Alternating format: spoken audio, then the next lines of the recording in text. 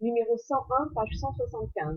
Donc dans cet exercice, on vous propose une méthode de résolution de système par combinaison et on vous guide pour résoudre ce système par combinaison. Mais je vais vous expliquer, vous auriez très bien pu trouver tout seul cette combinaison, hein. Vous n'avez pas besoin d'être guidé. Il suffit toujours d'avoir dans l'idée d'éliminer une inconnue. Et vous choisissez qui vous éliminez. Bien.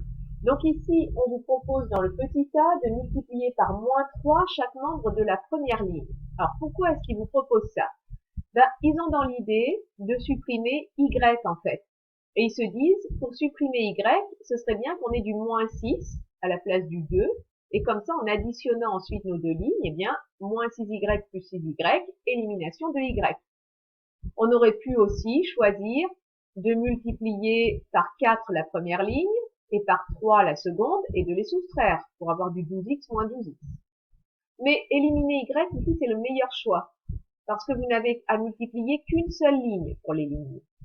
Donc allons-y, on multiplie la première ligne par moins 3, donc c'est fait ici, je vous montre ce que ça donne dans le système. Ça vous donne moins 9x, moins 6y égale moins 21. Vous n'oubliez pas de multiplier le deuxième membre aussi. Hein. Moins 3 L1, et là vous avez L2.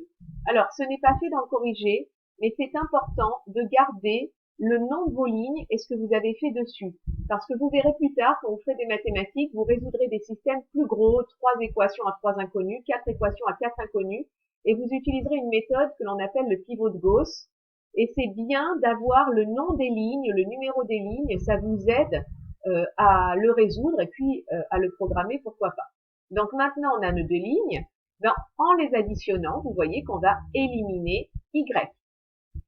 Alors, ici, je vais le faire, mais comme tout à l'heure, je me suis lancée dans la résolution parce qu'on nous dit de résoudre, etc., qu'il y a une solution. Vous êtes d'accord qu'il aurait fallu vérifier s'il y a des solutions.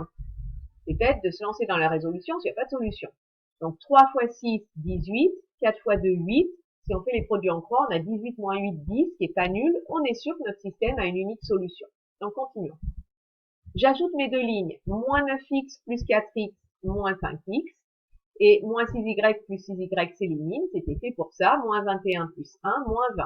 Et donc on obtient x égale 4, sans problème. Et maintenant que l'on a obtenu x égale 4, donc additionner membre à membre, hein, c'était le petit b, eh bien, on va résoudre la dernière équation. Puisqu'on a x égale 4, on peut remplacer x par 4 dans la première égalité. Il vient 3 fois 4 plus 2y égale 7, c'est-à-dire 12 plus 2y égale 7, donc 2y égale, c'est 12 ici, hein, plus 2y égale 7, donc 2y égale 7 moins 12, moins 5. Et donc on obtient y égale moins 5 demi. Et voilà notre unique couple solution. Vous pouvez écrire grand S égale 4, 5 demi, moins 5 demi. Attention ici, grand S c'est l'ensemble des solutions, et eux ils ont appelé grand S le système, hein, ne confondez pas les deux.